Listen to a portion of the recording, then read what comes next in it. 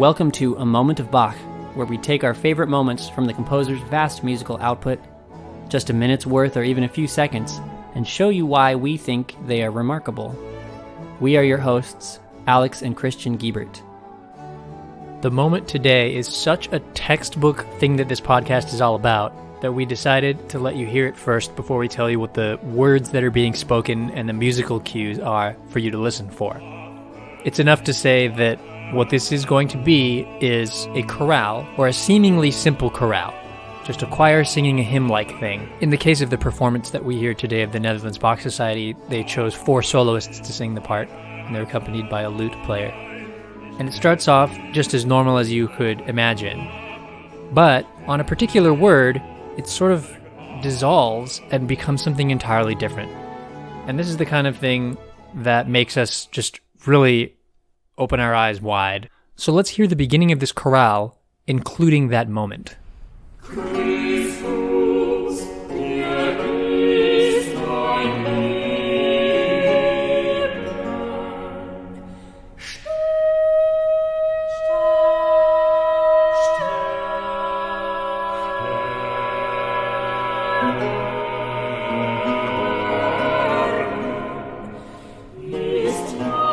Last year, I was completing my doctoral dissertation, and I had a lot of downtime and a lot of time where I just needed to do something else for like 10 minutes just to clear my head of insanity. And one of the things I decided to do was take the Bach chorale book of 371 harmonized chorales and just play one every day. And people who play the piano or are Bach fans will know what book I'm talking about. And I have the Riemenschneider version here, this little blue book that has all these Bach chorales in it. And it has hundreds of chorales. Most of them are just from cantatas. We know by this point in the podcast that a lot of Bach's vocal works were cantatas. There were a lot of parts of those cantatas that were like solos or big pieces for choir, big instrumental numbers, things that had really important instrumental parts. But they almost always closed with a very simple like hymn, right? Just a very simple spiritual song that we call the Bach chorales. And they're very interesting harmonizations, but they're musically not very complex in terms of instrumental flourish, although sometimes they are harmonically complex. So I'm playing through all of these, and most of them are in 4 parts, right? And the melody is on the top. We've talked about this, Alex, in a couple of our past episodes. And what we would call the soprano part, the top part, you would expect to find the melody in this style of music. And that's true of modern church music as well. If you use a hymnal, the melody's on the top. If you opened up your hymnal to Amazing Grace, then you'd better believe that the top part is going to be the melody of Amazing Grace. Otherwise, it'd be hard for modern people to follow, right? That's true. For most modern hymnals. I mean, there's some interesting exceptions to that, I guess, but yeah. Like the shape note hymn, like the sacred harp and stuff like that. Aren't those kind of the tenor line is the melody? I guess so. That's a pretty obscure, though, I think. Mostly you're going to find the melody on the top. Right, and so it makes sense to us even with our modern understanding. But then I got to this one, number 316. I was playing about one of these every day, so this would have been like almost after a year of playing these. Just try to keep my keyboard skills pretty good, and just trying to hear some Bach every day, you know, good for the old mental health. And I got to number 316. The chorale title was Christus, der ist mein Leben. You're playing through it, and you play the first phrase, and there's nothing to write home about. It ends on an authentic cadence.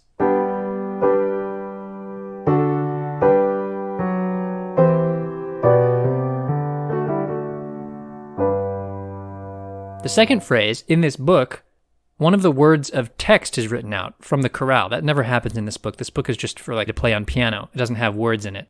But it says the word sterben on it, death. And that is where the music just completely unravels. And it's one note, and then another note, and then another, and another, completely disjunct and harmonically strange, right? Those strangest notes that seem to come out of nowhere until they finally coalesce later and come back into the harmonic landscape of what we're expecting for the key that we're in, and it lands on a half cadence at the end of that.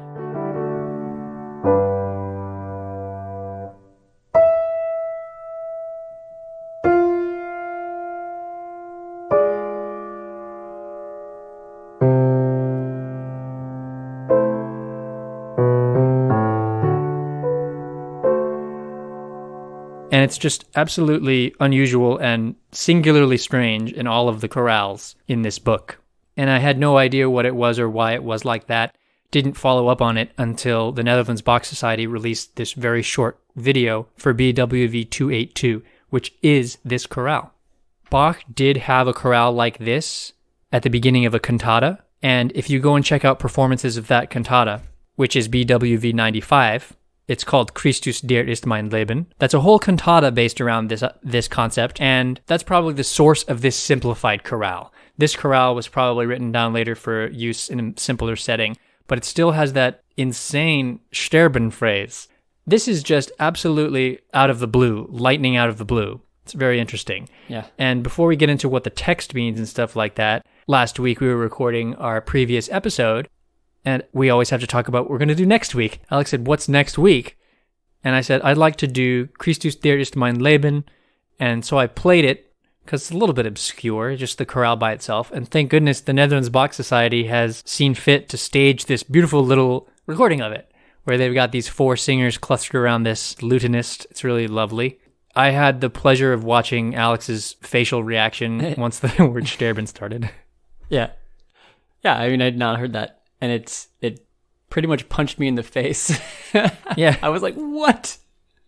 Because that is insane. Because you just expect with these chorales, there's a level of expectation that it's all going to be this homophonic sound, right? Yeah, homophonic meaning literally same sound, but the way we mean it in music is like chords, right? Yeah.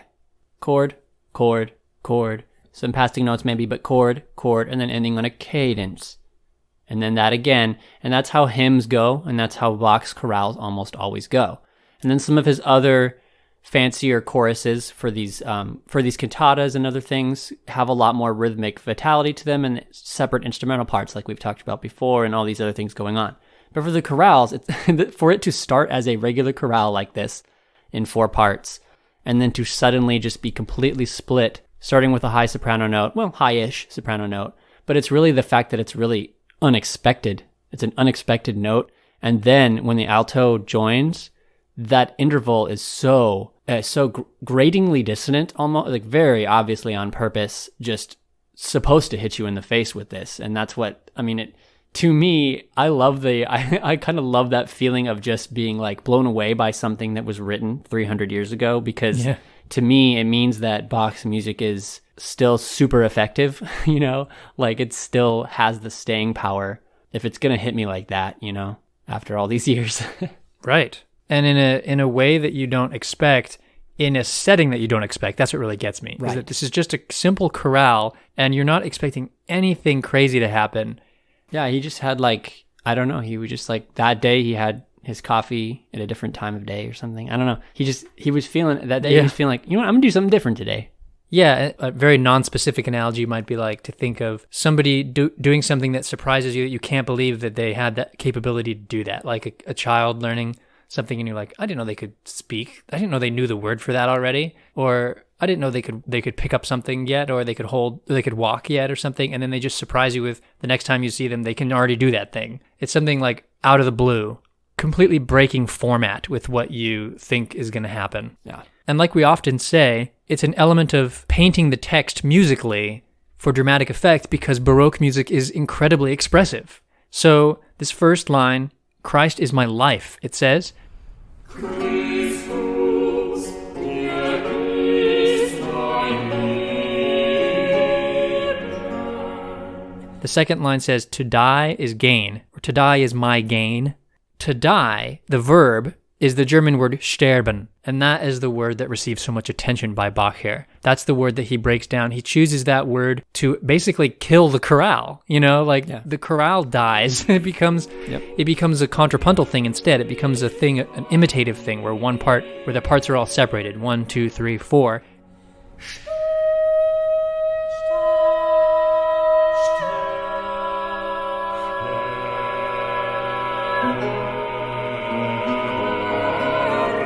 And like you said, Alex, the interval where the alto comes in is not only dissonant from the soprano's note above, but it's also a note that's completely outside of the key that we were in. Also a strange note just in context of the whole thing. Then the tenor comes in with yet another strange note that also doesn't seem to fit within the key that we're in at all. Right. It's all so dissonant.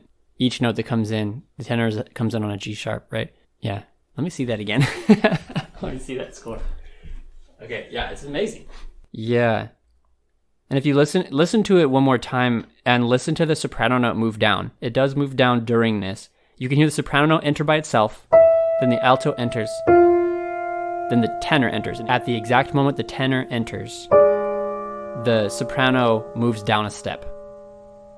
It's kind of subtle, but it's a neat little thing that happens there. Yeah, and that is the way the melody goes of this hymn tune. If you went to church at that time in the 1700s, you would know this German tune. And in fact, there is a more boring, straight ahead version of this hymn tune. It's not what's presented here. This one is very decorated by this very strange diversion where this chorale sort of is attacked during its second phrase. But it does have a normal version as well.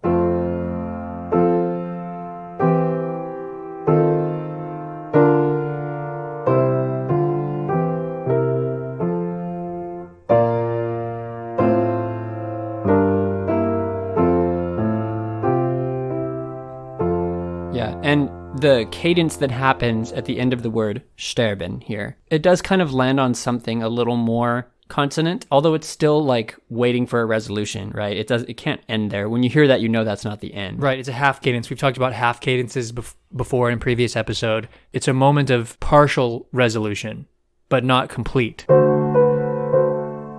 Yeah, and another thing that I like about this, if you listen to the soprano voice again, try listening. All four voices come in separately, right? We said that already. Listen for the fourth, that is the lowest, the bass voice.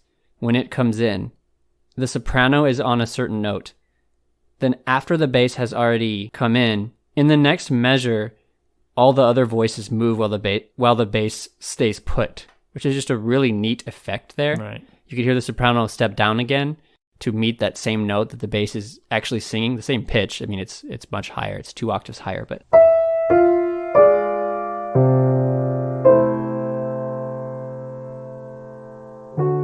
If you listen for the soprano to move, and actually the soprano, alto, and tenor do move there, it's just a great effect because we haven't had them all move together yet during this sterben thing. It hits you that, whoa, something weird is happening. All these voices come in separately. And then, after all four of them are in, only then do they all start to move, and then it kind of starts to feel like maybe it's a chorale again. Right.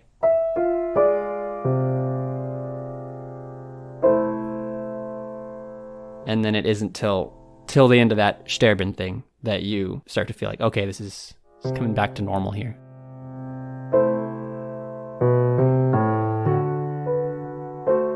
Right, coming back to consonants. Alex, you used the word consonant. I want to clarify there that we're talking about the definition for music here for consonant is that of consonance versus dissonance. Right. We're saying a dissonant sound is a discordant sound, right? When you hear the beginning of where they start singing sterben, especially between the soprano and the alto and then the tenor.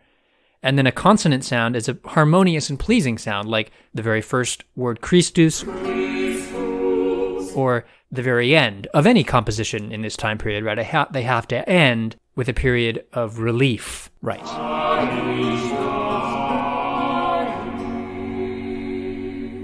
We talked about in episode 8, I believe it was, when we talked about Gottes Zeit, and we talked about the idea of tension and release in music, and how that's really clear in the Baroque era, but is clear in any era of music. There has to be some version of that, otherwise it doesn't have any, drama to the music.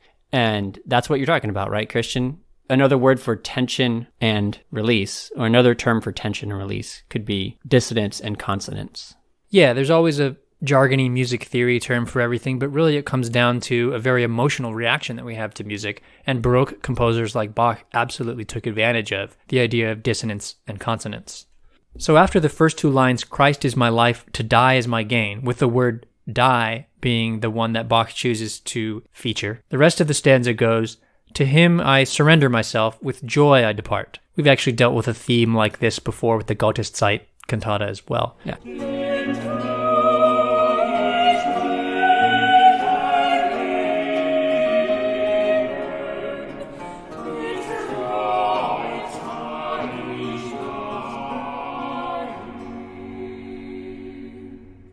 Netherlands Bach Society chooses to sing a second stanza of this chorale, and there are many stanzas in this hymn. The one that they chose to use has an English translation of this. Then, gently and calmly, Lord, let me fall asleep, according to your plan and wish, when the hour of my death comes.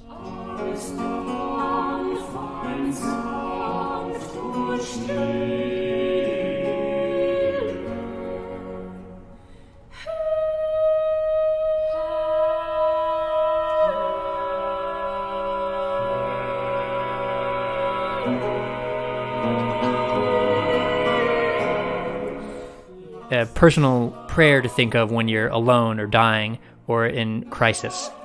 Yeah, it reminds me of the last verse of Abide With Me. We talked about a little bit about Abide With Me in the Bleib bei uns episode. But yeah, that reminds me of the last verse, which has that, hold thou thy cross before my closing eyes. Really beautiful poetry.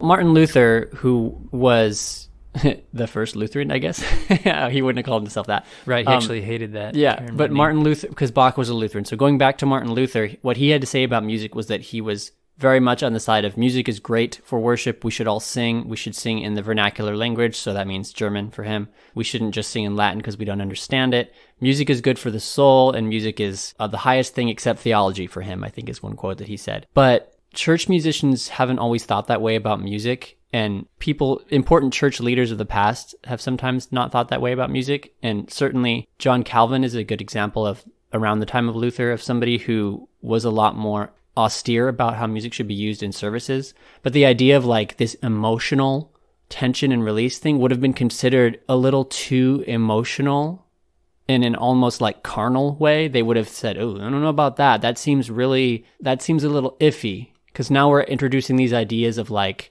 how do I put this? Instead of them thinking like that it was this emotional pull, they were likening it to like a carnal pleasure, like the idea of this sweet release of music. And they were like, oh, that's definitely not belonging in church, right? That sounds like something that does not belong in church. So they would say, well, we shouldn't sing stuff like that. We should sing only the austere chorale melodies in unison, maybe. Something like this would have been unacceptable to Calvin in church. And I like to go back to like way back to the first couple centuries of the church and look at St. Augustine, a famous writer and theologian, St. Augustine, or Augustine, of the early church. And he had his confessions, and in Confession 10, I think it is, he talks all about how he feels when he's singing the Psalms as a monk. And he's just like, I don't know, I'm feeling a little too emotional. I'm worried that when I'm singing the Psalms, I'm kind of glorifying the emotion of the music, and I'm not really praising God enough. So I think people have really struggled with that a lot. But in the Baroque era, my point is to say is that in the Baroque era, this stuff was at its height of emotionality. Right. Emotionalism is really the right word in the music. And I think that it's really subjective where you come down on this. What kind of music? It's the fight is happening today too, and especially if there are people that are for or against like the broad term that could be called contemporary Christian music. I mean, that's too broad of a term anyways, but like the idea of that is really emotional music compared to, say, more hymns. I mean, it's funny to think that hymns aren't emotional. To me, they're very emotional, but the idea that contemporary Christian music is supposed to be like, it's supposed to trigger emotional reactions, and the idea of that being a dangerous thing is something that much physical and digital ink has been spilled about on the internet. Yeah. It's just an interesting topic. I don't really know where I'm going with this because I'm not coming down on a side here too much, except for just to say that I don't like the idea of shying away from emotionalism in music in church, because emotions are part of music. I mean, if you don't want to have emotionalism in music, then just don't have any music, but I think that's boring. Right. Emotion and music are so intertwined in a subjective way. But just because it's subjective and not necessarily objective doesn't mean that we shouldn't pursue it. Right. And church music it's always yo-yoed back and forth. You know, the popular demand and law has always been a back and forth between what we allow because it's in fashion musically, stylistically, and what we don't allow because it's way too secular sounding or way too lascivious or whatever it may be. And it's always been like that, right? I mean, even hundreds and hundreds of years ago to the present day, only in the last several decades has the association between the instruments of rock and roll become finally detached from like evil morality, right? But now they're used in church all the time. And it would be silly not to use them because of an outdated and very old association with them. Sure. You might as well use them most people that, this is another generalization, I suppose, but a good chunk of people who like contemporary Christian music are in the generation we would call baby boomers. So like, they're people who grew up, they're people whose parents didn't like rock and roll maybe when they were growing up, but they did, you know, the baby boomers did. Mm-hmm. Again, a generalization, but what I'm saying is it's all very complex, this whole thing. And the idea of associating like instruments with certain emotions and stuff, I mean, it's just, you just can't go down that road without getting into just all this quagmire. Yeah, Bach took a lot of heat in his own lifetime from the people that were called pietists because his music was so humanly emotional. It's just interesting. The reason why Alex's conclusion I think is correct is that Bach is great because he was able to make musical use of all of his resources, and he was able to do that because he was allowed to show expression in his music. Yes. I mean, it's not really a surprise that if you think of like Calvin's music, there's like a very tiny handful of hymns that made it into what we still sing today, and most of them are completely devoid of any musical interest because the rules were so strict. And then you had Luther's contemporary Zwingli, who destroyed musical instruments. Yeah. So it's like, it's hard for us church musicians because we want to be open-minded to people's different belief systems and stuff like that. But if your belief system is that music does not belong in the church, well then I can't help you anymore. You know, like I want to be able to help you express things in the concert hall or the church or whatever it is. And if you take away those tools from people, music is a great tool. And when you take those away, that seems like a little bit of a tragedy to me, I guess. It does, and there's a biblical precedent for using music as a tool to worship God and to explore human themes, and that is the Psalms. We know that the Psalms were sung. Music is mentioned in the Bible all the time. Yeah. And the Psalms were music. Yeah, absolutely. Yeah. We don't have, sadly, we don't have like, because the music notation is either non-existent or just not understandable and all these things. But like, we don't really know what the music sounded like to the Psalms. But we have the text and we know that it was sung. And that's enough for me to say that that's like right there. That's all it takes for me to say that we should have music, expressive music in church. Right. And thankfully, Bach, at least for most of his life, worked at places that believed that. Yeah. And that meant that he could write outrageous stuff like this and break the mold sometimes for this intense effect. And now, here is that performance by the Netherlands Bach Society of the chorale Christus, der ist mein Leben. It's about 2 minutes long, and you'll hear that moment twice because we get 2 stanzas of the chorale. Christus, der ist mein Leben.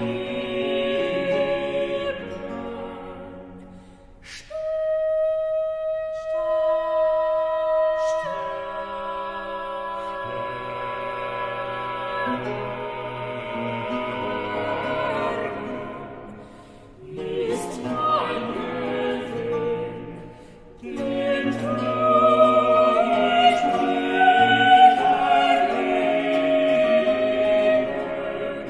Kreuz ein ich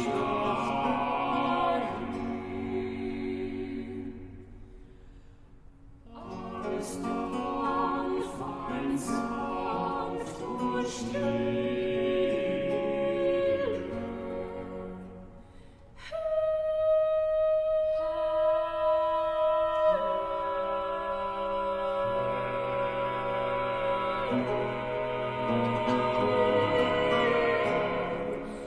Lass mich schlafen, nach deinem Rat und Willen. Wenn kommt mein stillen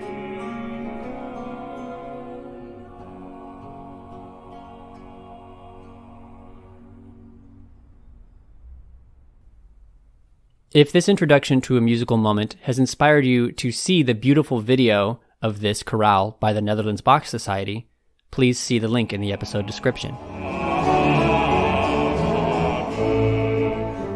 Do you want to hear our new episodes as we release them? Find us on your podcast app and hit subscribe. Also check us out on Facebook, and we have an Instagram and a website, amomentofbach.com.